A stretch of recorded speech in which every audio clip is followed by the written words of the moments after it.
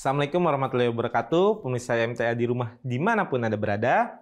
Kembali lagi di acara Cook and Share dengan saya Ibnu Fanan. Nah, hari ini kita mau masak apa ya? Bahan-bahannya belum ada. Kita tanya aja yuk pemirsa MTA di rumah, kita mau masak apa?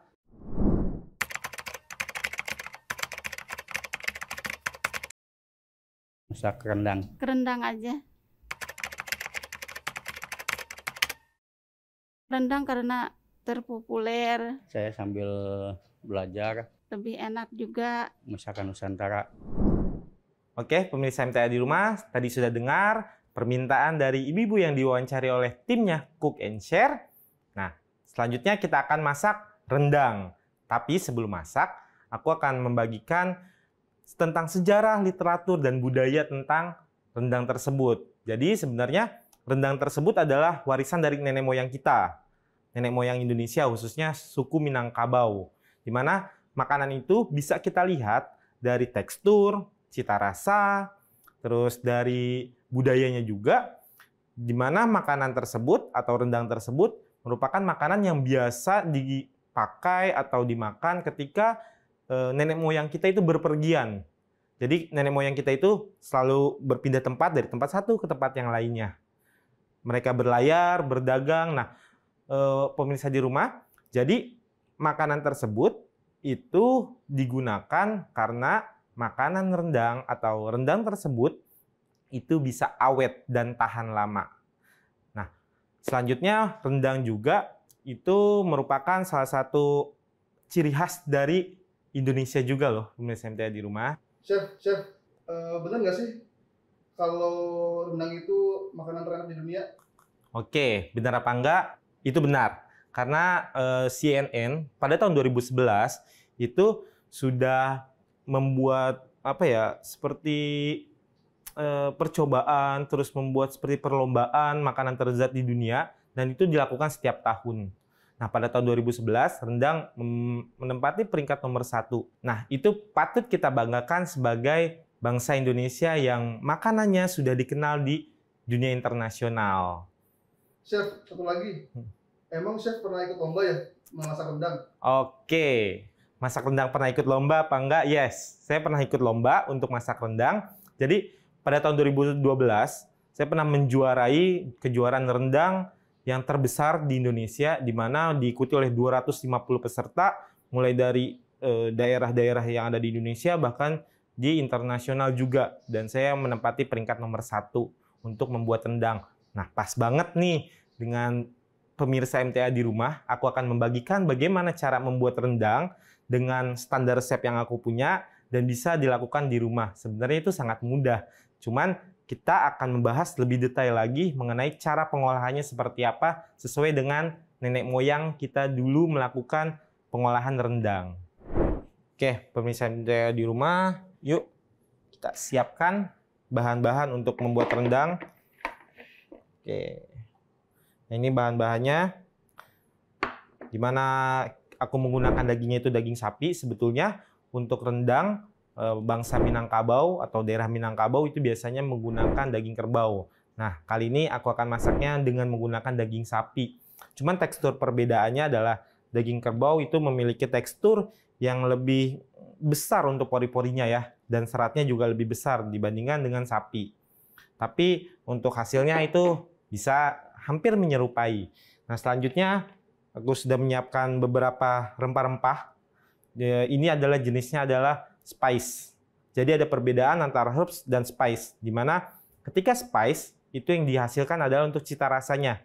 Nah, di sini aku menggunakan herbs-nya, yaitu untuk aromatik dari bahan makanan. Jadi itu sangat berbeda ya.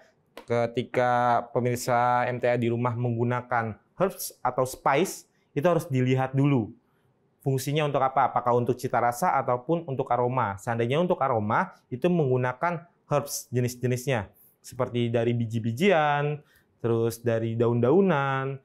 Nah, seandainya spice, itu biasanya dia itu dari umbi-umbian. Gitu. Oke, langsung aja kita menyiapkan bumbu dasar untuk rendang. Oke, pemirsa MTA di rumah, kita akan membuat bumbu untuk rendangnya. Yang pertama itu kita masukkan bawang putih Ya. Selanjutnya bawang merah. Nah, ini bawang merah. Masukkan bawang merah. Selanjutnya kita masukkan kemiri. Terus selanjutnya kita masukkan jahe. Oke, selanjutnya kita masukkan jahe. Nah, untuk pemirsa MTA di rumah, seandainya menggunakan jenis jahe, kunyit, lengkuas, itu tidak perlu untuk dipotong bagian kulitnya. Karena kenapa? Bagian kulitnya ini adalah sumber dari mineralnya, di mana kita ketahui bahwa tanah itu merupakan media yang banyak sekali kandungan mineralnya. Jadi sangat bagus untuk tubuh. Hanya cukup untuk dicuci, ya. Ini kita masukkan. Oke, selanjutnya kita masukkan kunyit. Sama ya. Ini cukup untuk dibersihkan saja. Cukup, kita masukkan kunyit. Nah, selanjutnya itu adalah lengkuas yang kita masukkan. Kalau untuk lengkuasnya ini kira-kira sekitar 3 ruas jari, ya. Karena sifat dari lengkuas itu dia memiliki tekstur dan serat lebih banyak dari jahe dan kunyit. Oke, kita masukkan. Nah, selanjutnya adalah cabai yang kita masukkan. Ini cabai keriting. Oke, pemirsa MTA di rumah, setelah semua bahannya ini kita masukkan ke dalam blender, kita masukkan air kurang lebih sekitar 300 ml untuk airnya. Nah, ini kita blend.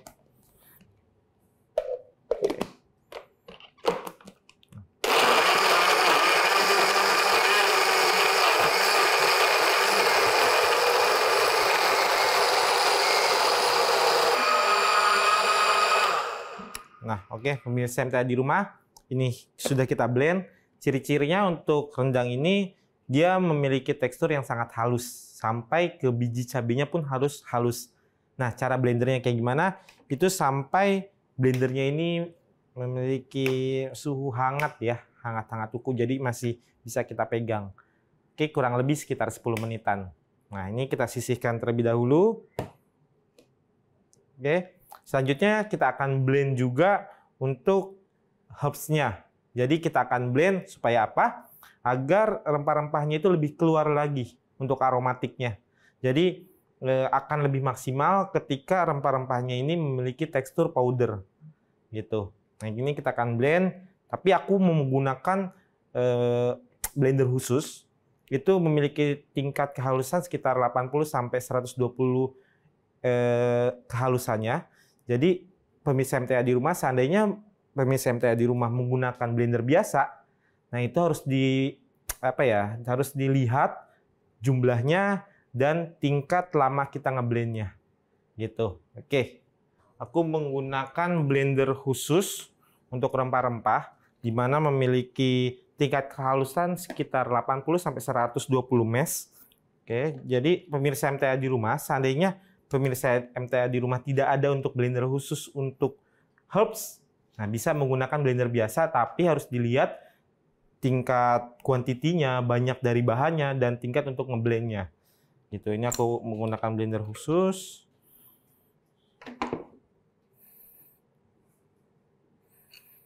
Oke, ini kita sisihkan. Oke, selanjutnya kita masukkan. Jinten kita masukkan. Cengkeh juga kita masukkan. Kayu manis, terus ini ada biji pala juga, masukkan, kita mixing semuanya. Serumusnya ada bunga peka, ini adalah salah satu jenis bunga-bungaan yang dia bentuknya seperti bunga, cuman sebenarnya dia adalah bentuk dari buah-buahan yang dikeringkan. Ini aja juga kelabet, di mana ini menggunakan rempah-rempah khas dari ranah Minang juga. Jadi ranah Minang itu kan terkenal dengan daerah Melayunya ya. Oke. Kita masukkan. Selanjutnya kita sisihkan. Oke. Nah, ini kita akan blend. Tutup, kita kunci.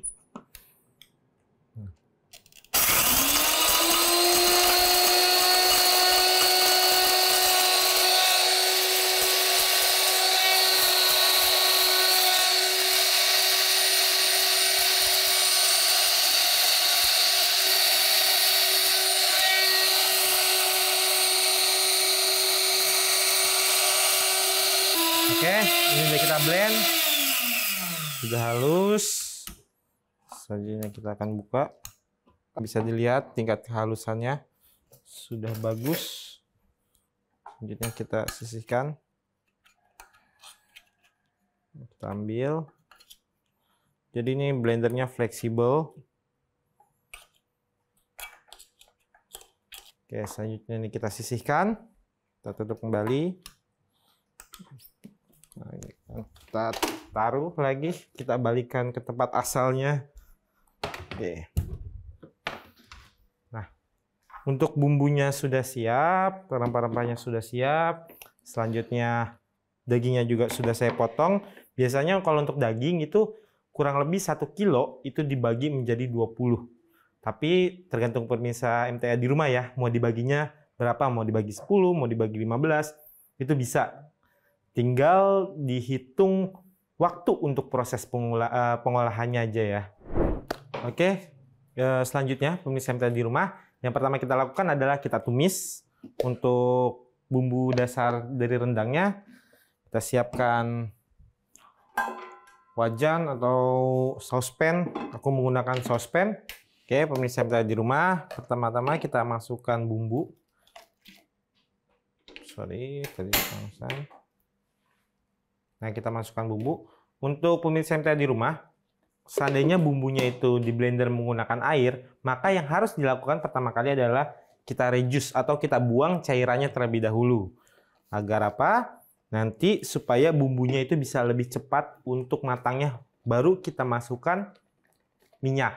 Jadi seandainya kita untuk menumis bumbu yang belum menggunakan air, itu bisa kita masukkan langsung minyaknya. Tapi kalau kita air, kita harus hilangkan dulu airnya, ya. Kita masak dulu.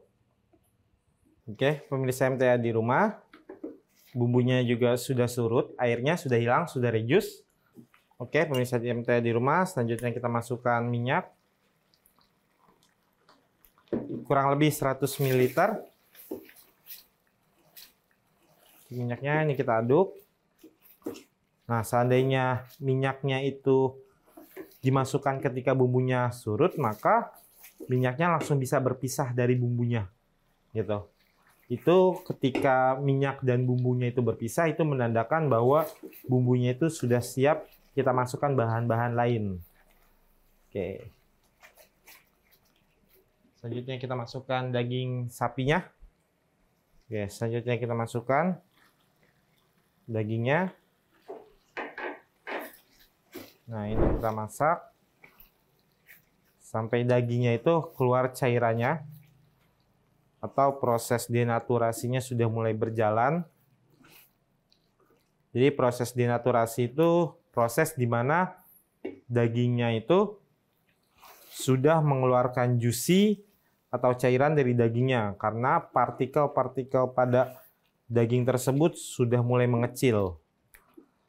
Oke, filosofinya untuk pembuatan rendang itu adalah ketika bumbunya itu sudah matang, kita masukkan santan dan kita tunggu, kita reduce sampai bumbunya itu menjadi satu gumpalan. Gitu. Jadi membutuhkan waktu yang lumayan lama sebenarnya. Cuman seandainya kita mengetahui tekniknya seperti apa, itu akan mempercepat proses pemasakannya. Nanti aku akan kasih tahu untuk tekniknya seperti apa. Oke, ini sudah mulai keluar juicy-nya. Selanjutnya kita tambahkan daun kunyit dan kita tambahkan rempah-rempah herbs-nya yang tadi kita sudah giling. Kita masukkan kurang lebih sekitar 1,5 sendok makan. Kita aduk. Oke.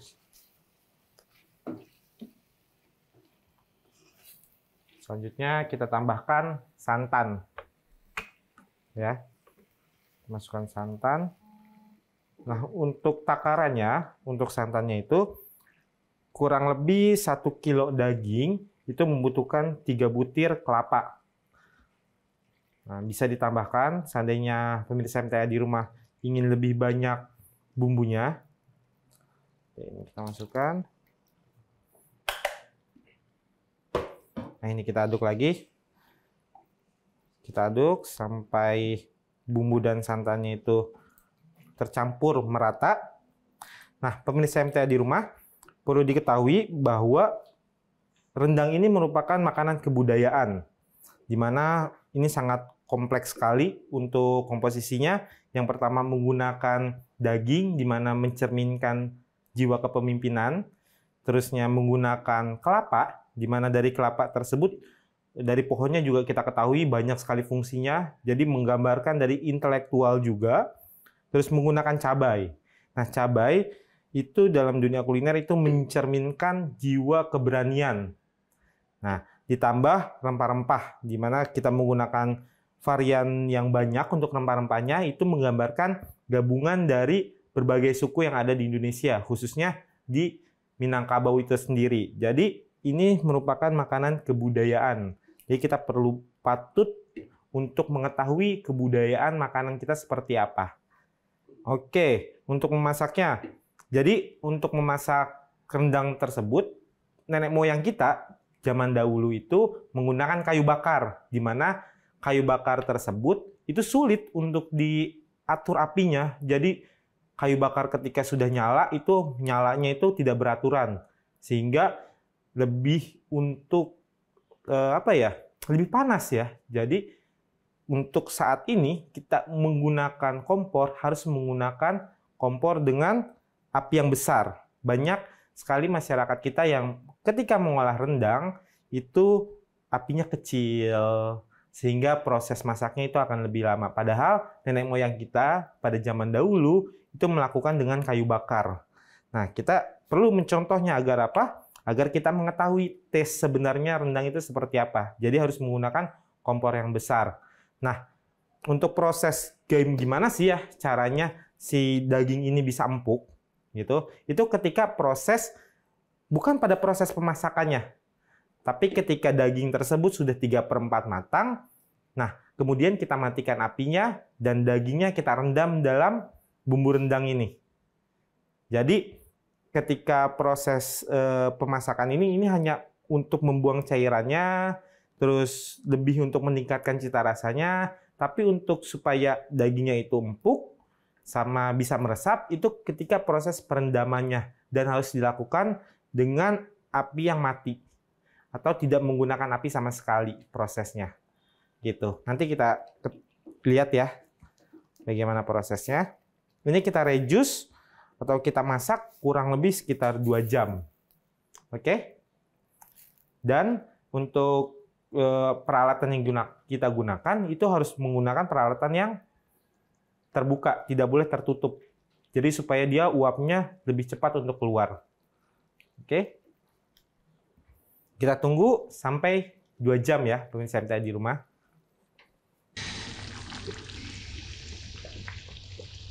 Oke, setelah setengah dari bahannya ini berkurang, kita masukkan asam kandis dan juga gula aren.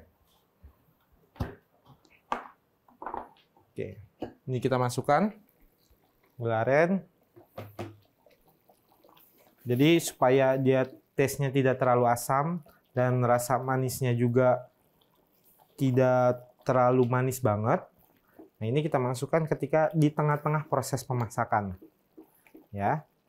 Kita lanjutkan lagi proses pemasakannya. Chef, Oke. kalau dagingnya ada bagian khusus nggak? Atau paha depan, atau paha belakang, atau bagian apa gitu? Oke, untuk dagingnya tersendiri itu harus menggunakan biasanya jenisnya paha. Karena kenapa? Karena pada daging paha itu memiliki pori-pori yang besar dan juga memiliki otot di dalamnya. Tapi perlu diketahui bahwa bagian pahanya itu yang tidak boleh mengandung urat dan lemak yang terlalu banyak. Karena kenapa? Ketika urat dan lemak terlalu banyak, maka nanti hasilnya daging itu teksturnya akan keras dan juga untuk lemaknya itu terlalu lembek. Gitu. Nah, bisa juga menggunakan daging khas dalam. Cuman perlu diketahui bahwa khas dalam itu memiliki tingkat kematangan jauh lebih cepat dari bagian-bagian yang lain. Jadi nggak boleh terlalu lama untuk proses pemasakannya. Gitu. Nah ini pemirsa MTA di rumah, sudah 2 jam kita masak. Kemudian airnya juga sudah reduce, sudah berkurang. Selanjutnya adalah akan kita matikan. Nah, dagingnya jangan kita keluarkan, tapi kita rendam di dalam bumbu rendang tersebut. Oke, yang tadi saya sudah jelaskan bahwa ketika proses perendaman itu, maka daging akan lebih empuk dan bumbu akan masuk ke dalam dagingnya. Jadi seperti itu pengolahannya. Sampai kapan kita rendamnya? Sampai bumbu rendang tersebut kembali menjadi dingin atau suhu ruang kembali. Kemudian baru kita panaskan dan kita finishing. Gitu. Oke, pemirsa MTA di rumah, setelah bumbunya ini reduce, nah, kita bisa lihat. Nah, ini sudah reduce, airnya sudah terbuang semua. Kemudian kita tambahkan garam. Nah, aku sih lebih sering untuk menambahkan makanan itu, garamnya itu terakhir. Karena kenapa? Dari garam itu mengandung banyak mineral. Nah, ketika mineral itu diproses dengan panas, maka mineralnya itu akan hilang. Jadi alangkah lebih baiknya kita menggunakan garam itu di terakhir proses pemasakan. Oke, tutup lagi. Nah, ini kemudian kita aduk. Kita hidupkan sebentar saja untuk melarutkan garam. Nah, ini kita aduk. Oke. Cukup. Kita matikan lagi. Nah, kita tunggu makanannya ini, rendangnya ini dingin kembali, baru kita hidangkan. Jadi, kita lebih baik untuk mengkonsumsi makanan itu ketika makanannya itu dingin. Jadi, tidak panas-panas, langsung kita makan. Karena kenapa? Yang tadi aku bilang bahwa ketika proses pemasukan garam di terakhir, nah di situ akan banyak sekali nutrisinya. Nah ketika dingin maka nutrisinya itu akan maksimal kembali dan kita untuk mengkonsumsi makanan itu tidak terlalu terburu-buru. Oke, ini kita tunggu. Selanjutnya akan kita plating.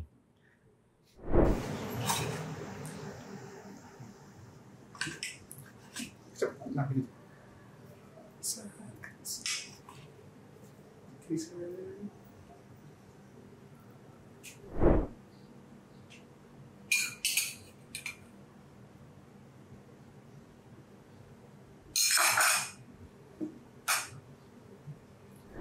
Oke, pemirsa MTA di rumah, kita sudah selesai mengolah rendang, di mana kita sudah mengetahui cara pengolahannya gimana, terus pembuatannya seperti apa. Nah, dari rendang ini kita dapat banyak sekali pelajaran, di mana kita bisa mengetahui tentang budayanya, kita bisa mengetahui tentang sejarahnya, kita bisa mengetahui tentang literatur kebudayaan dari suatu makanan itu diciptakan.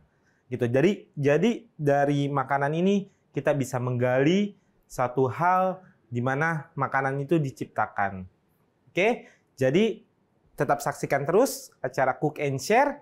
Nanti kita akan menggali lagi dan kita akan sharing lagi, memberikan tips-tips bagaimana cara untuk mengolah makanan tersebut.